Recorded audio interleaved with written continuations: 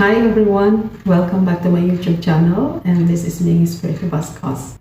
I want to tell you this, there would be changes in my YouTube channel, most especially in language which I'm using, which is English. So I would be using Tagalog and English, or we call it Taglish, because some of the viewers suggested to use Tagalog as my main language in my channel. So, ito na po yung magiging bago. Hindi daw lahat ng nanonood ay nakakaunawa ng English. So, yun po ang nagiging dahilan kung bakit mag-iiba na po ako ng medium of language or yung lingwaheng gagamitin ko sa vlog ko. So, mag-Taglish na tayo kasi may mga terms na mahirap ipaliwanag sa salitang Tagalog. So, gagamitin ko ay English, Tagalog, or we call it Taglish. Siguro na pansin nyo na hindi na ako gaano nag-upload ng mga videos ko. Kasi may natanggap ako na email mula sa YouTube or sa aking na hindi mag-match yung aking tax address sa sinubmit kong address ko sa Pilipinas. So, I'm based here in the UAE. Pero ang ginamit kong address nung nag-apply ako sa YPP ay yung address ko sa Cavite. Yung address ko kasi sa tax ay nasa Pangasinan, which is yun ang ginamit ko noong kumuha po kami ng bahay. Kaya yun na ang so hindi ko rin naman alam na ganun ang patakaran nila. So naka-receive ako ng email mula sa YouTube, so which is parang nawalan na ako ng gana na gumawa pa ng mga videos or napaka-hypocrite naman natin kung sasabihin natin na hindi natin iniisip yung kikitain natin dito sa platform na ito. Pero nandun na tayo. Isa pa, nagiging busy kasi ako.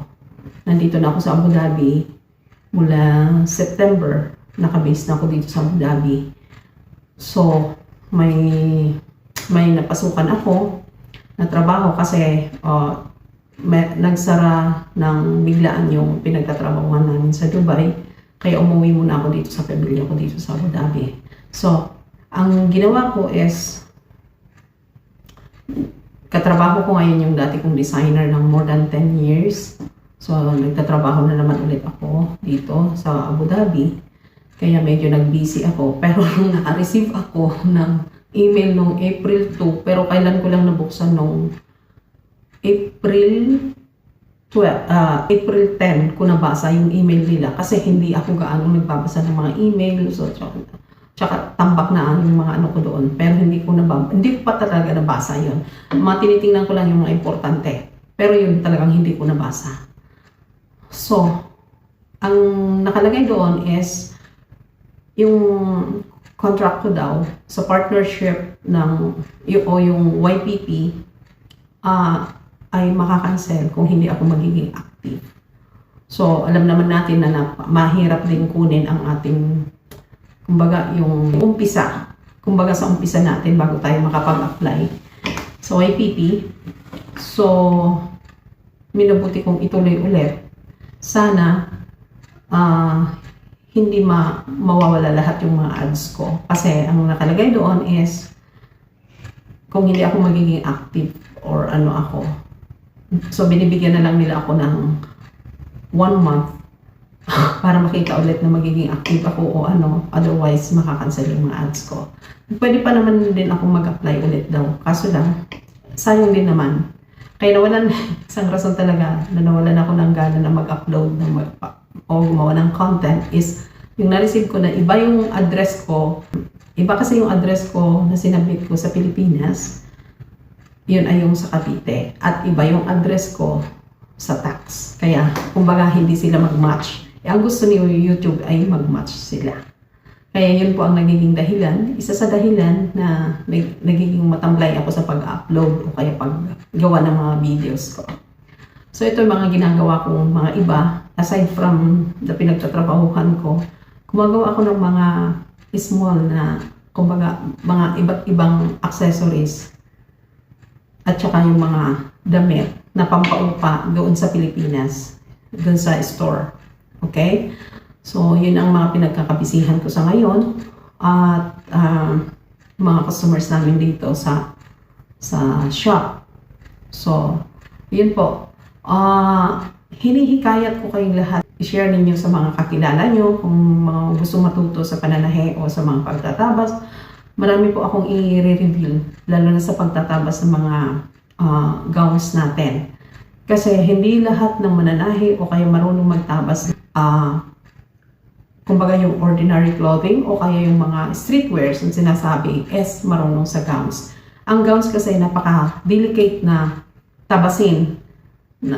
Kumbaga, lalo na dito sa UAE, napaka-particular nila, kumbaga napakahalaga sa kanila yung size o kayo yung fitting ng damit nila. So, dito po ako na-train ng husto dito sa UAE. Paggawa ng ng pattern, ang pagtabas sa damit na, which is noon, natatakot ako na mag-direct na itabas na doon sa mismong material ng customer. Kasi, hindi biro ang presyo ng mga materials nila dito. So, kailangan maging sure ako doon sa tinatabas ko kasi ang bagsak nung sisi, if ever na hindi maganda yung ginawa mo, is nasa cutter.